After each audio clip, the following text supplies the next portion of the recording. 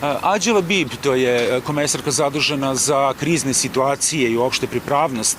ona je rekla da je potrebno da svi građani Evropske unije naprave za svaki slučaj, za slučaj neke krize, zalihe osnovnih namirnica koje bi imali 72 sata. Dakle, radi se o osnovnoj hrani, dakle onoj koja može da stoji, to se pre svega misli na konzerviranu hranu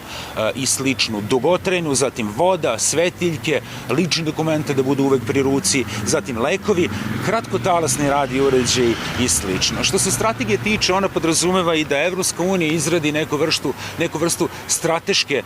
rezerve za druge kritične resurse i, kako je rekla, među njima su protivpožarni avioni, zatim oprema, medicinska, energetska, transportna, kao i sredstva protiv napada hemijskim, biološkim, radiološkim i nuklearnim oružjem. Adja Labib je rekla da su pretnje Evropi u ovom trenutku, kako kaže, složenije nego ni ikada i treba osigurati da ljudi imaju osnovne zalihe 72 sata u slučaju neke velike krize.